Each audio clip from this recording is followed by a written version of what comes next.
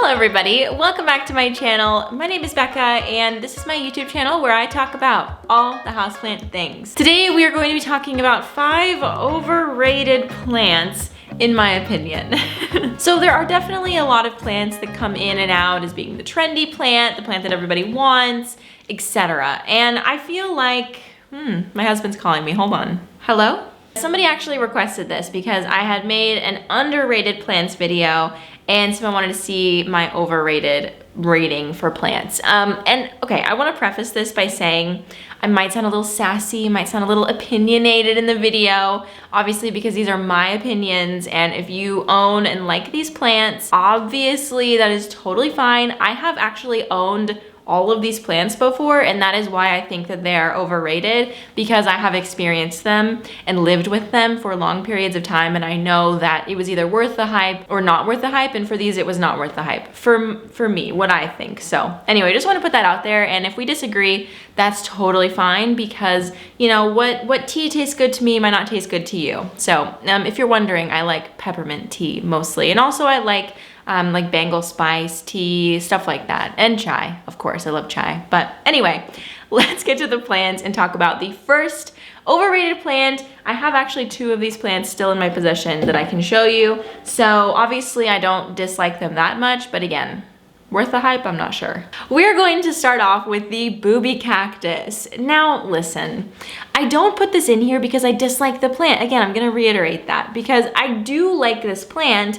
I just don't know if it's worth like the amount of money that some people spend on them and how hard some people look for them. And maybe this is because I grew up around cactus and I just was very, very used to seeing rare or unique cacti, that something like this just doesn't feel that special to me. This is my second one of the booby cacti that I've had. So clearly I liked it enough to get a second one when my first one randomly died. So again, I do like it, but like knowing that there's so many other beautiful, quote unquote, rare, hard to find, unique cacti out there, I don't know if this is the one that really deserves the limelight. Yeah, I think that's really what it is. I think it's overhyped for sure. It is beautiful, it's fun. Let me show you a close up. I think that people like it because it's provocative. Like, people love sex. Sex sells. Am I gonna get demonetized for saying that? I hope not, but it really does. There's also a cacti out there called the penis cactus, and I don't think that's very remarkable either, but it literally looks like a schlong, so maybe that's why people like it so much.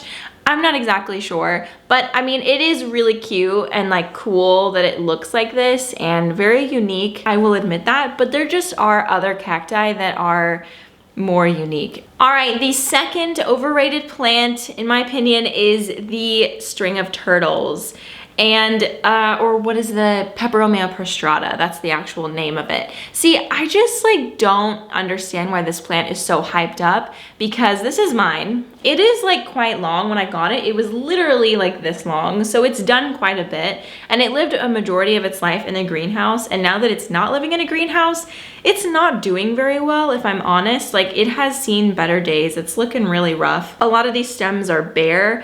And the reason that I think that this plant is overhyped is because I don't think that people really understand how difficult it is to care for when you first get it, because string of turtles sounds so cute, and it is so cute, but I think that we don't like know how hard it is to take care of, or really we don't know its needs before we buy it. So once you get it and you realize like how picky it is and the fact that it pretty much needs to live in an enclosed environment 100% of the time, it becomes less cool, at least for me. That was something that made me think, like, if it can't just sit out like all these other plants and I can't just enjoy it, then I don't really want it. Like, I don't really want plants that have to live in a closed area all the time. I'd prefer plants that just live in the ambiance of my home.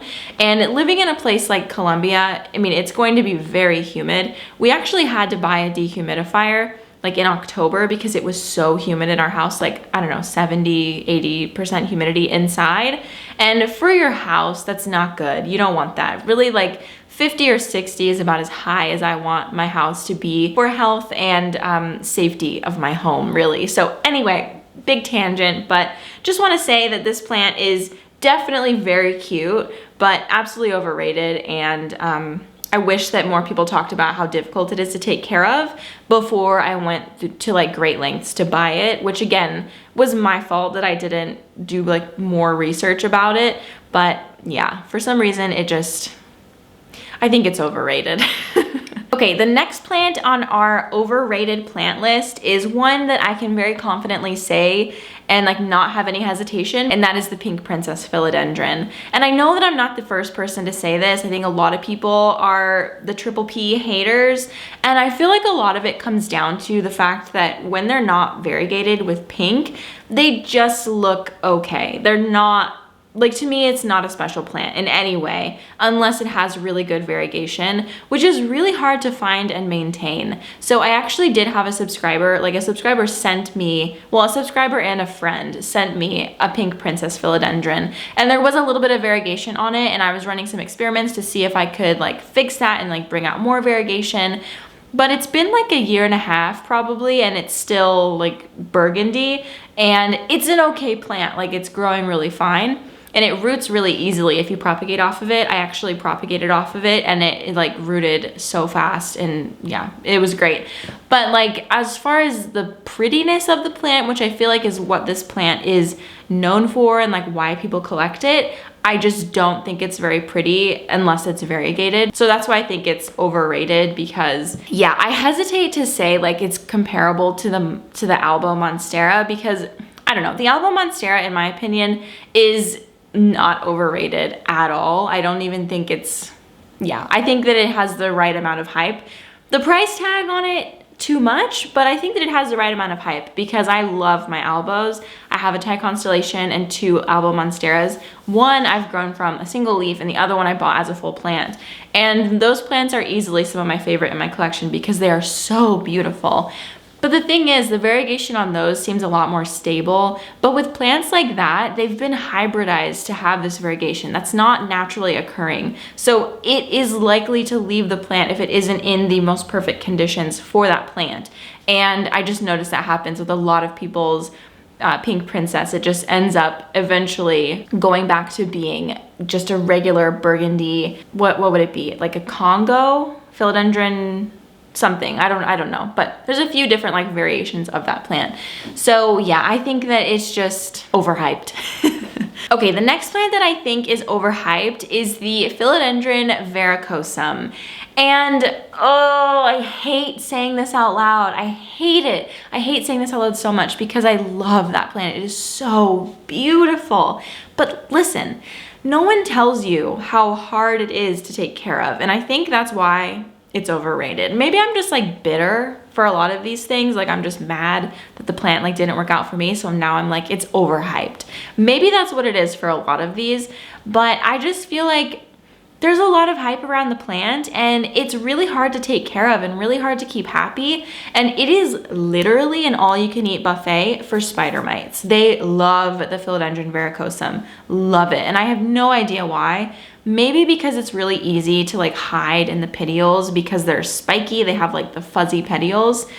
I don't really know why they love them so much, but when I had a Philodendron verrucosum, it was actually gifted to me by Rachel from Heart Shaped Leaves.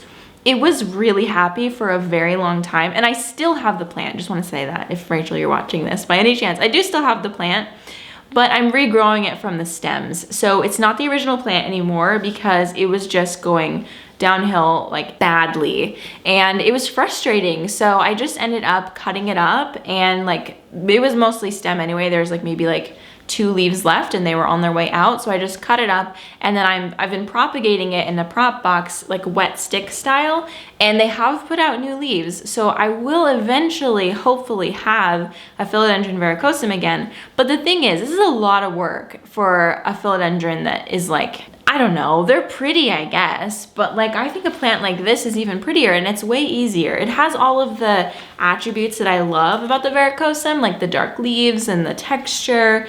Like this has that, and it's way easier to take care of. So I don't know. I'm just torn about this one. Like, I love the plant, and if I could get another one that was more mature and like bigger, I would do it, and I would keep it in my greenhouse so it would be like the optimal situation. But I don't know if I'd get another one and leave it in my house because spider mite magnet, it needs a lot of humidity, and it's just a hard plant to take care of in my opinion. And I feel sad when people buy one and it dies and they had the experience that I had. So I think it's overrated for that reason. Okay, the last plant today in my overrated houseplant list is the Philodendron melanochrysum. I know, this is gonna sound really bad, but I don't even think that I like this plant. This isn't one of those that I'm like hesitant. Like, I just don't like the plant. I mean, it's beautiful. I love looking at other people's melanochrysums, but while I had one, or I had two, and it was just really stressful because the leaves, when they would come in, they kept getting smaller. And it was on a moss pole, it was in high humidity, I kept the moss pole moist. There was just so much that I was doing to keep it happy, and it just like eventually died, like big time. However, it did leave a really long stem that I could cut up and propagate, which I have, and it is actually propagating really, really well as a wet stick. So if you are ever in a situation where your melanochrysum just kicks the bucket, you should try to use like the wet stick propagation, because it definitely rooted a lot faster than any plant that I had, and it put out a leaf way faster than any other plant that I had going in that situation. So I think that it's overrated because you can usually only buy them when they're little, and they kind of just look like a glorified micans. And to me, micans is more beautiful because it trails, and typically it has like more stems to it, and it's obviously a lot cheaper. So if you are looking for like a dark leaf, heart-shaped leaf vibe, basically I would say go with the micans. They're a lot easier to find. I don't know, the melanochrysum, even when you buy them with really big leaves, because they're known for having like big leaves, even when you buy them like that, in my experience, the leaves just go back to being really small. And sure, this could be user error, but I feel like I'm pretty in tune with my plants and I take really good care of them, especially something like that. And it just did not put out big leaves consistently. Now, I have seen other people have success with like buying big melanochrysum and have it put out big leaves consistently. I would love to hear their tips on how they did that, because I have not been able to figure it out in my years of houseplant parenthood stuff. So anyway, that is my list of 5 overrated houseplants, and I would love to know what plants you think are overrated in the comments down below. I'm sure that I could come up with more if I really thought about it, but honestly, like, I feel like a lot of plants have the correct amount of hype, and yeah, I agree with most people who like make a plant trendy or whatever. Oh, another plant that I don't really have interest in is the Philodendron Birkin. I don't think that it's really like overhyped anymore. I think now it's just like a normally integrated plant into the plant community. But at first, when it first like boomed out, I was like, it's not that cool. So just another one. But anyway, thank you so much for watching this video. And again, if you own any of these plants, no need to take offense. I also own or have owned a lot of these plants too. I still like a lot of them. It's just, yeah, a little overhyped. All right, you guys, thank you so much for watching this video. I will see you in the next one. Bye.